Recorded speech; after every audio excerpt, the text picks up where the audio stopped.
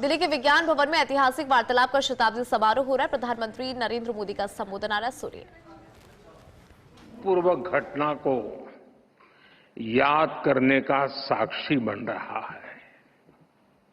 एक ऐसी ऐतिहासिक घटना जिसने न केवल हमारे स्वतंत्रता आंदोलन को नई दिशा दी, बल्कि स्वतंत्रता के उद्देश्य को, आजाद भारत के सपने को ठोस मायने दिए।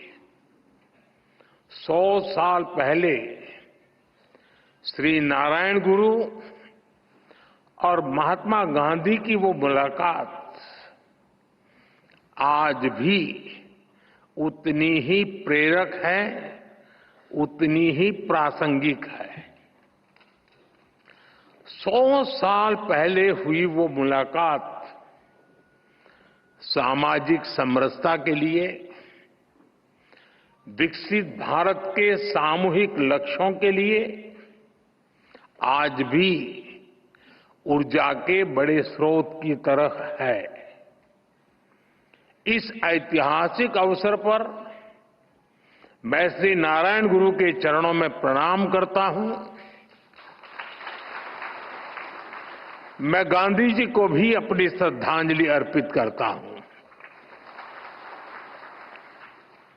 भाई बहनों, श्री नारायण गुरु के आदर्श पूरी मानवता के लिए बहुत बड़ी पूंजी है।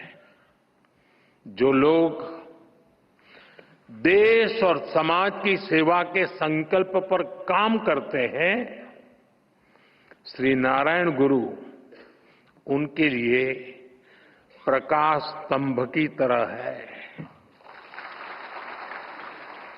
आप सभी जानते हैं कि समाज के शोषित, पीड़ित, वंचित वर्ग से मेरा किस तरह का नाता है, और इसलिए आज भी मैं जब समाज के शोषित, वंचित वर्ग के लिए बड़े निर्णय लेता हूं तो मैं गुरुदेव को जरूर याद करता हूं।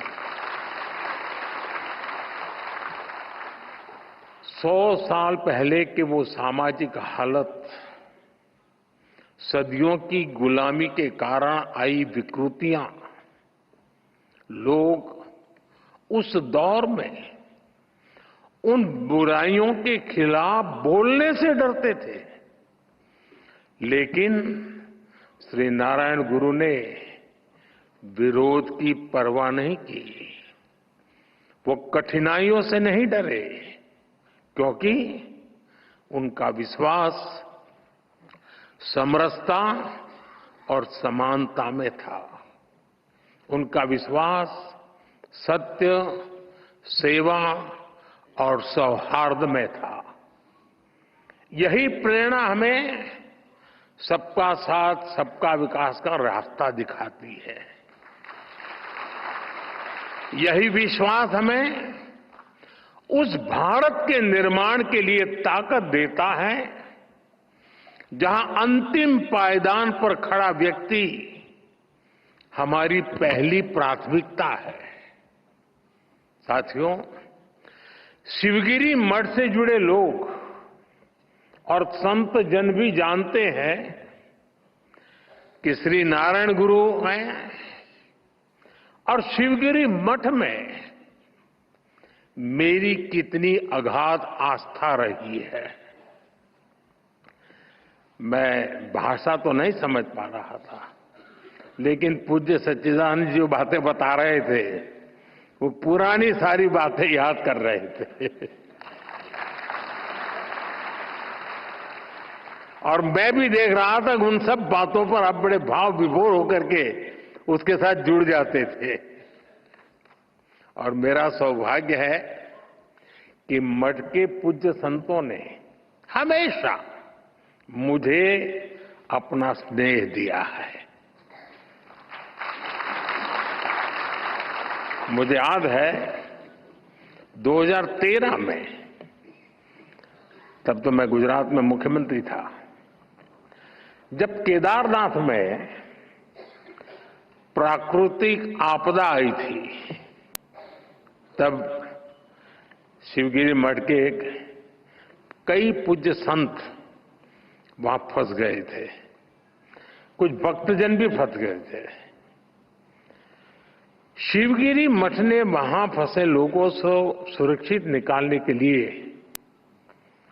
भारत सरकार का संपर्क नहीं किया था। प्रकाश जी, बुरा मत मानना।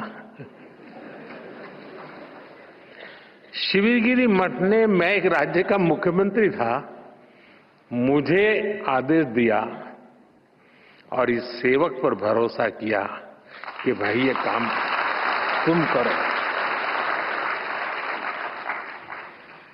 और ईश्वर कृपा से सभी संत, सभी भक्तजन को सुरक्षित में ला पाया था। साथियों, वैसे भी मुश्किल समय में हमारा सबसे पहला ध्यान उसकी ओर जाता है जिसे हम अपना मानते हैं, जिस पर हम अपना अधिकार समझते हैं। और मुझे खुशी है कि आप अपना अधिकार मुझ पर समझते हैं। शिवगिरी मठ के संतों के इन अपनेपन से ज्यादा आत्मिक सुख की बात मेरे लिए और क्या हुई।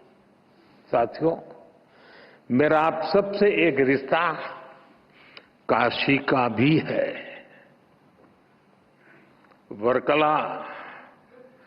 वर्कला को सदियों से दक्षिण की काशी भी कहा जाता है, और काशी चाहे उत्तर की हो या दक्षिण की, मेरे लिए हर काशी मेरी काशी ही है।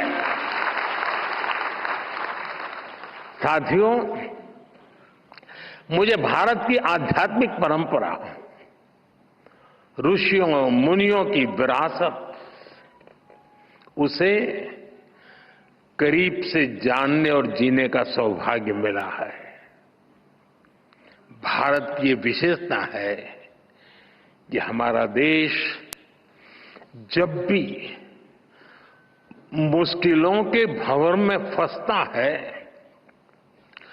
कोई न कोई महान विभूति देश के किसी कोने में जन्म लेकर समाज को नई दिशा दिखाती है।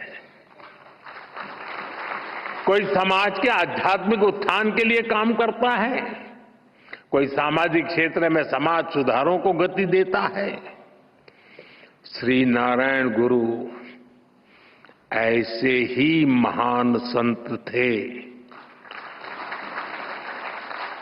निवृत्ति पंचकम और आत्मोपदेश शतकम